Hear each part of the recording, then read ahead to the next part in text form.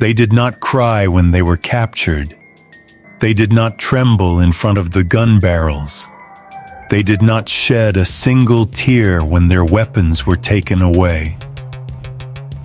But they broke down in tears when they were given a hamburger and a can of Coca-Cola. Why did Japanese prisoners of war, who once swore to die rather than surrender and saw Americans as demons, fall apart over a simple American meal? Why was that? What was it in that hamburger and that can of Coke that made them collapse? In your opinion, what was America's most powerful weapon in World War II? The atomic bomb or compassion? If you believe it was the atomic bomb, press like. If you believe it was compassion, press subscribe. This is a true historical story, buried for more than 70 years. A story not just about war, but about the awakening of humanity in the midst of it. August 1944. In the middle of the Pacific Ocean filled with smoke and fire, the destroyer USS Nicholas slowly cut through the waves, carrying dozens of Japanese prisoners captured after a brutal battle. The sea reflected a blood-red sunset, and those men, thin, covered in mud, and broken in their torn uniforms, stood in chilling silence. No one screamed, no one begged, and not a single tear fell. They bowed their heads, not out of fear, but out of pride. The American commander stood on the deck, looking down at the prisoners, and quietly said to his men, "They don't even blink." In that moment, he realized the enemy before him was not only driven by orders, but also by an unshakable belief that surrender was the ultimate disgrace. During the war, the Japanese Empire turned the act of surrender into a sin. A captured soldier was taught that suicide was more honorable than captivity. The motto, "Death before dishonor," was carved into their minds from classrooms to training grounds. Many had watched their comrades pull the pin on grenades rather than live as prisoners. So as the ship carried them toward Hawaii, they felt they were no longer men, only breathing corpses dragged through shame. Throughout the long voyage, they said nothing to the Americans. When given food, they ate silently. When asked their names, they bowed. Some tried to cut their wrists but were stopped. Others stared blankly at the sea, as if searching for the last shred of honor washed away by the waves. Then they arrived in America. The land they had been told was the kingdom of demons. The truck carrying them drove through vast fields in Texas. In the distance were cornfields, grazing cattle, and the faint sound of church bells from a small town. A few children on bicycles followed the convoy, peeking curiously inside. A blond boy waved, smiling as if it were a parade. One Japanese prisoner bowed his head, avoiding the gaze. He did not understand why the Americans smiled at their enemies. The camp stood in a sun-scorched plain surrounded by barbed wire. But what shocked them was not the guards or the rifles on the towers. It was the small white wooden houses, clean beds, kitchens with smoke rising, and a little sign that read, "Camp Cook Mess Hall 2. An American officer spoke slowly through an interpreter. "You are not criminals. You are prisoners of war. Here you will be treated as human beings." No one believed him. They bowed their heads, thinking it was propaganda. But that first night, they were given warm blankets. The next morning, they were allowed to bathe in hot water. When the guards handed them bread and coffee, many looked at each other in confusion. The enemy served breakfast. In Japanese military culture, being a prisoner was shameful, so being treated kindly made them feel ashamed. Some ate quickly, heads lowered to hide their tears. Others murmured prayers to their ancestors, not knowing whether this was psychological warfare or mercy from God. One prisoner named Nakamura, then 23 years old, later wrote in his diary, "I don't know who I am anymore. The Americans feed me, while my country taught me they were demons. I eat, and my heart trembles. For the first time I feel hunger, like a human being." Camps like this appeared across the United States, from Wyoming to Nebraska, from California to Texas, but everywhere it was the same. They saw the American flag flying, farmers working, and children playing baseball beyond the fences. No one threw stones. No one shouted insults. Some Americans waved or tossed in packs of chewing gum. These small gestures left the prisoners confused. In their minds, the enemy was supposed to be a beast, not someone who could smile. Day by day, life in the camp took on a strange, normal rhythm. Prisoners worked on farms, planted corn, cut wood, and sometimes sang while they worked. Some learned English from guards, writing their first words on the ground with a stick. "Thank you." A few American officers began to admire their discipline and dignity. No one tried to escape, no one rebelled. But deep inside, the prisoners were breaking. They had nothing left to believe in. Their homeland was half a world away, and the flag of the rising sun was only a memory. At night, in the quiet wooden barracks, many stared at the ceiling and thought, if my mother knew I was captured, she would never look at me again.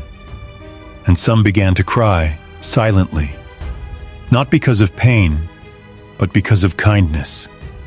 A kindness they did not expect and did not know how to handle.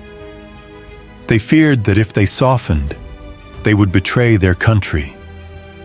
But if they kept hating, they would no longer be human. The American soldiers could not understand this. They thought the prisoners only needed food and water.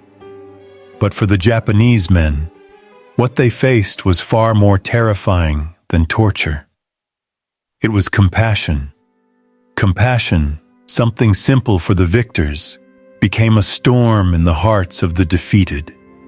It forced them to question everything, their ideals, their beliefs, their honor, even the reasons they were willing to die. In an internal U.S. Army report at that time, there was a short note. Japanese POWs display extraordinary discipline, yet beneath the surface there is deep confusion. Some seem grateful, some seem lost. Grateful and lost, two words that captured the hearts of thousands of men who once believed death was glory. They no longer knew whether to hate or to thank, or whether they could live with themselves after experiencing mercy from the enemy. War can destroy cities and flatten villages, but sometimes a simple act, a blanket, a smile, a meal, can break an entire system of belief. They remained silent, still without tears. But inside, their fortress of pride had begun to crack. And from that crack, before long, the first tears would fall, not from pain, but from the realization that war had taken everything. Yet kindness still remained. And sometimes, a hamburger and a cold can of Coke can help a man find his humanity again. June 1945, midday, the Texas sun hung high in a blazing white sky. The air was thick with heat, warping the railroad tracks around the camp as if they were melting. The Japanese prisoners had grown used to their daily routine. Waking at 6, lining up for roll call, working the fields, then returning to their barracks for lunch. No one spoke. No one smiled. The sound of boots crunching on sand was the only thing that broke the silence. But today, something was different. From early morning, a strange smell drifted through the air. Rich, sweet, slightly burnt. Part meat, part melted butter. It was nothing like the sour rice or thin soup they were used to. A few prisoners stood near the fence, peering through the gaps in the barbed wire.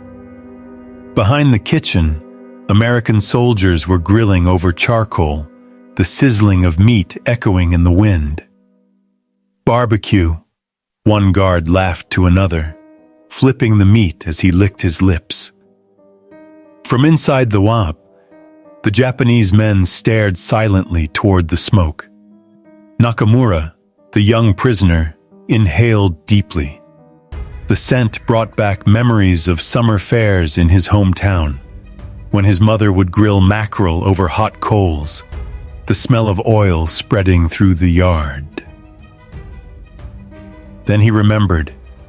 His mother had died in a bombing raid over Tokyo. The city was now ash. He turned away, biting his lip until it bled, trying to push the memory aside. Noon came. The barrack door opened. A tall, broad-shouldered African-American lieutenant stepped in, carrying a wooden tray filled with round sandwiches, something the prisoners had never seen before. Beside them were silver cans marked in red letters, Coca-Cola. He spoke cheerfully, with a few broken words of Japanese. "Lunch. Today, special." No one moved. They thought it was a test, a trick meant to humiliate them. An older prisoner muttered in Japanese, "Don't eat. They are testing us. That is the food of devils." But their stomachs growled in protest. They were hungry. For months, they had lived on dry bread, canned beans, and watery soup. The American soldier smiled, sat down, and cracked open a can of Coke. Pssh! The sharp hiss of carbonation filled the air, like an unfamiliar song. Bubbles fizzed, cool vapor rising. He took a sip, then gestured toward them. "Try it." Nakamura looked around. No one dared to move. Finally, he stepped forward, bowed his head, and gently accepted the sandwich from the soldier's hand. The bread was still warm. The smell of beef, onions, butter, and ketchup blended into something almost magical. He hesitated for a moment, then took a bite. In that instant, everything inside him stopped. The meat was tender, soaked in savory sauce. The bread smelled of fire and smoke. The salty, buttery taste spread through his mouth like a strange enchantment. Then he took a sip of Coke. The cold fizz slid down his throat, the bubbles popping on his tongue, the sweetness flooding in. He looked up, his eyes wide. And then, tears fell. Not because it tasted good, not because he was hungry, but because in that moment, he realized he was still alive. A living man, not a machine, not a failure, not a demon, as he had been taught to believe. Just a man, eating a simple lunch offered with kindness. The American soldier looked at him, confused. "Hey, you okay, buddy?" Nakamura said nothing. He bowed his head, shoulders trembling. And then something no one expected happened. One man, then another stepped forward to take a sandwich. An old prisoner took a bite and began to weep. A group of young soldiers fell to their knees, eating and sobbing. The sound of crying filled the air, first quiet, then uncontrollable. Men who had fought to the last breath at Guadalcanal, who had killed and watched their comrades die, were now crying like children, crying over a hamburger. A few American guards stood in silence, watching. One whispered, "Jesus, I didn't expect this." None of them understood the collapse happening inside those men's hearts. A prisoner named Ito clutched his sandwich tightly, tears streaming down his face. He whispered, "Why? Why are they kind to us?" No one answered. Only the wind and the smell of grilled meat filled the air. From the corner of the barracks, an elderly Japanese officer watched, his face cold as stone. He stood up and shouted in Japanese, "Enough! You disgrace our country's honor! Eating the enemy's food is betraying your ancestors." His voice cracked, trembling with fury. But no one stopped. No one could. Because in every sip of Coke and every bite of bread, they found something that war had stolen: human kindness. The old officer stormed out, eyes burning with hatred. But then he stopped. A young American soldier passed by, paused, and bowed his head in greeting. No mockery, no scorn, just a genuine bow between two men as equals. In that moment, the hatred inside the officer cracked too. He turned away, and for the first time in years, he felt his throat tighten. That afternoon, no one worked. The camp was unusually quiet. Some prisoners sat by the fence, staring into the distance. One held an empty Coca-Cola can, shaking it gently to hear the rattle of the little metal ball inside, as if trying to hold on to the sound of a memory. A few others took scraps of paper and began writing letters home. Nakamura wrote, "I don't know what to say, Mother. Today I ate American food.